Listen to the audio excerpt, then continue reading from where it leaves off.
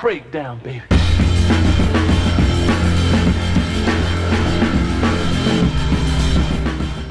Now, before we go to the cloud, you can actually do a little internal test render.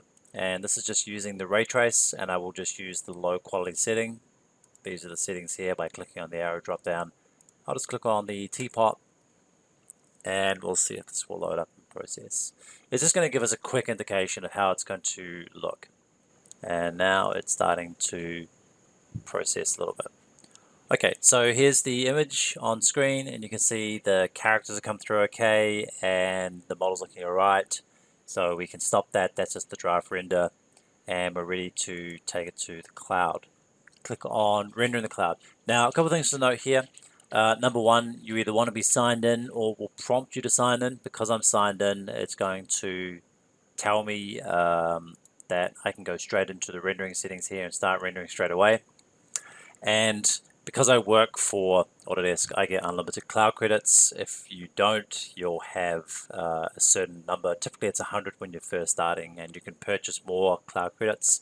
There is more information in the FAQ section on how to buy more of these cloud credits. So what I want to do here is render just this one view. You can actually render other 3D views if you choose to. We can also choose the rendering image we want to do, so it could be still image, panorama, stereo panorama, and that's the one we're wanting to go to today because it's the VR tool for creating the two cube views that you can load into the VR device, which I'll be showing in a later tutorial. And then there's also an illuminance render here if you're wanting to calculate the daylighting inside the model. We're just going to keep it on the standard settings here, and you can see it's not going to consume any cloud credits. And you can choose what type of output you want. Because we're doing VR, it doesn't really matter. We'll just leave it on PNG, and we will start the rendering. You can also tick on email me when complete, and because I'm signed in, it goes straight to my email address. I'm going to hit start rendering. And depending on your upload speeds, this will depend on how long it takes to convert and push up to the cloud. Now, while that is running, I'm just going to bring up on the screen here ones that I've created earlier. And this is one I showed at the beginning of the tutorial. And this is the first view we're going to be getting to. So this is one I did an hour ago.